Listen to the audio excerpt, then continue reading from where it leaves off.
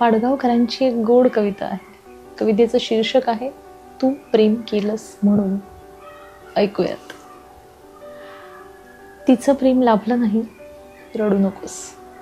तिचं प्रेम लाभलं नाही रडू नकोस, आणि जीव द्यायला पाण्यामध्ये तर मुळीच बुडू नकोस. अरे आपण प्रेम केलं म्हणजे काय केलं? फुलून आलो. कुणासाठी आपण जीव टाकला म्हणजे काय केलं? फुलून आलो. सगळं रान पाचूंनी वाकलं आहे, हिरवं तळ कमळांनी झाकलं आहे. मातीच्या मौनाला इवलं इवलं फूल आलं, आणि आकाशाचं निळं निळं देऊळ होऊन गेलं. अरे रानं का हिरवी होतात? कमळं का फुलून येतात? मौनाचं का फूल होतं आणि आकाशाचं कसं देऊळ होतं? ह्या सगळ्या प्रश्नांचं उत्तर आहे एकच धून. ह्या सगळ्या प्रश्नांचं उत्तर आहे एकच धून. तू प्रेम केलंस म्हणून. तू प्रेम केलंस म्हणून.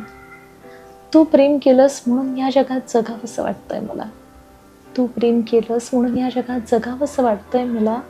तू प्रेम केलंस म्हणून माझं गाणं गावंसं वाटतंय मला. तुझं गाणं तूच असं खुडू नकोस. तुझं गाणं तूच असं खुडू नकोस, आणि तिचं प्रेम लाभलं नाही रडू नकोस. जीव द्यायला पाण्यामध्ये तर मुळीच बुडू नकोस. फुलणाऱ्याला जगावंसं वाटलं पाहिजे. फुलणाऱ्याला जगावंसं वाटलं पाहिजे, आणि फुलणारं प्रत्येक फूल बघावंसं वाटलं पाहिजे. रोग लागल्या झाडासारखा जडू नकोस, आणि तिचं प्रेम लाभलं नाही रडू नकोस. जीव द्यायला पाण्यामध्ये मुळीच बुडू नकोस. फांदीने जेव्हा बहर धरला होता, फांदीने जेव्हा बहर धरला होता, रंगाने जीव सगळा भरला होता. कशासाठी नाकारायचा आपलाच बहर?